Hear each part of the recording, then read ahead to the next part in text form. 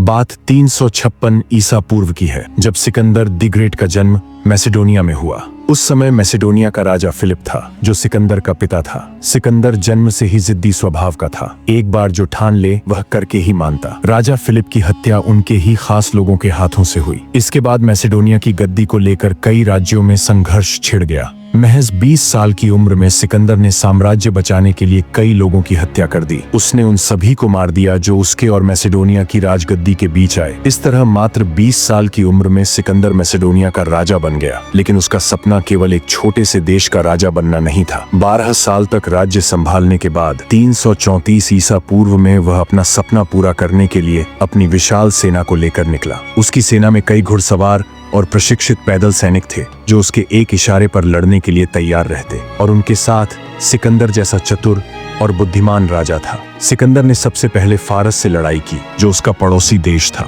उस समय फारस एक शक्तिशाली और विशाल साम्राज्य था, जिसकी सेना में घुड़सवार और प्रशिक्षित सैनिकों की भरमार थी। यह अपने समय का सबसे शक्तिशाली साम्राज्य माना जाता था। सिकंदर ने फारस की सेना से युद्ध किया और विजय प्राप्त की। इसके बाद वह फारस के छोटे छोटे शहरों पर हमला करता रहा। फिर उसका सामना फारस के राजा डेरियस से हुआ, जिसकी सेना 25 लाख सैनिकों की विशाल शक्ति थी। ये युद्ध 18 महीने तक चला और अंततः सिकंदर की सेना विजयी रही। फारस पर विजय के बाद सिकंदर का साम्राज्य तेजी से फैलने लगा। उसकी शक्ति अब मिस्र से लेकर हिंदू कुश पर्वत तक फैल चुकी थी। लेकिन उसकी भूख अभी शांत नहीं हुई थी। अब उसकी नजरें संपूर्ण भारत पर थीं। सिकंदर भारत की पावन धरती पर कदम रख चुका था। उसकी सेना ने जब काबुल को पार किया तो भारत के कई छोटे राजाओं ने उसकी अधीनता स्वीकार कर ली और उसका स्वागत धूमधाम से किया। अब सिकंदर अपनी सेना के साथ गांधार पहुंचा। उस समय गांधार पर राजा अंभी का शासन था, जो तक्षशिला का राजा था। अपनी प्रजा की रक्षा के लिए राजा अंभी ने बिना युद्ध किए आत्मसमर्पण कर दिया और सिकंदर का स्वागत किया। अब सिकंदर का सामना झेलम नदी के पार बसे पूर्व देश के राजा पोरस से होना था। सिकंदर को पता था कि राजा पोरस कोई साधारण राजा नहीं है। वह अपनी प्रजा के लिए पूरे संसार से लड़ सकते थे। उनकी सेना में ऐसे शूरवीर थे जो सिकंदर की सेना को धूल में मिला सकते थे। सिकंदर ने राजा पोरस के पास अपना दूत भेजा। दूत ने कहा कि वह सिकंदर से आकर मिले और आत्मसमर्पण कर दे। राजा पोरस ने उत्तर भेजा, मिलूंगा जरूर, लेकिन युद्ध के मैदान में। झेलम नदी के तट पर राजा पोरस की सेना खड़ी थी, लेकिन सिकंदर धूर्त था। उसने अपनी सेना को कई टुकड़ों में बांट दिया। एक दल झेलम नदी के पार शोर मचाने लगा ताकि पोरस के सैनिकों को लगे कि हमला वहीं से होगा। दूसरी ओर सिकंदर की सेना ने पहाड़ के पीछे से गहरी रात में नदी पार कर ली। इस बात से अनजान पोरस के सैनिक विश्राम कर रहे थे। अचानक यूनानियों ने हमला बोल दिया और आग के तीर सैनिकों पर बरसाए। कई सैनिक सोते हुए ही मारे गए, लेकिन भारतीय वीरों ने हार नहीं मानी। छाती पर अनेक तीरों के बावजूद राजा पोरस के सैनिक यूनानी राक्षसों पर टूट पड़े। सुबह होते होते युद्ध शुरू हो गया। राजा पोरस के हाथी रणभूमि में सिकंदर की सेना पर कहर बरसाने लगे। सिकंदर की सेना ने पहले कभी हाथी नहीं देखे थे। इतने विशाल जीव देखकर यूनानी सैनिक भागने लगे।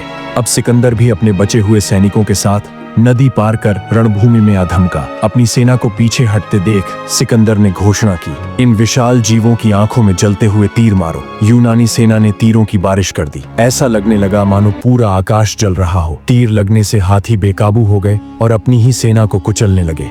तभी रणभूमि में एक विशाल हाथी आया, जिस पर स्वयं राजा पोरस सवार थे। कुछ मान्यताओं के अनुसार राजा अंभी ने सिकंदर को 500 युद्धी हाथी और 5000 सैनिक दिए थे। वह स्वयं चाहता था कि सिकंदर राजा पोरस को हरा दे। युद्ध में सिकंदर का सामना अमर सिंह से हुआ। अमर सिंह राजा पोरस के भाई थे, जो एक वीर और कुशल योद्धा थे। दोनों एक दूसरे पर टूट पड़े। अमर सिंह ने ऐसा प्रहार किया कि सिकंदर उनके सामने लड़खड़ाने लगा। उन्होंने अपनी तलवार के एक ही वार में सिकंदर के घोड़े का सिर काट दिया, जिससे सिकंदर धड़ाम से भारत की पावन भूमि पर मुंह के बल गिर पड़ा। पूरे विश्व को जीतने के नशे में चूर सिकंदर आज पहली बार किसी के सामने धूल चाट रहा था।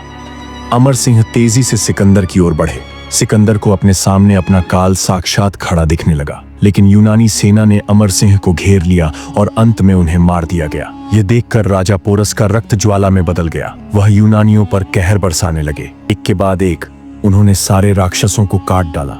सिकंदर यह देखकर दंग रह गया। उसने सोचा कि सीधे तरीके से वह यह युद्ध कभी नहीं जीत सकता, क्योंकि अचानक हमले के बावजूद भी भारत के महान योद्धा उसकी सेना को चीरते जा रहे थे।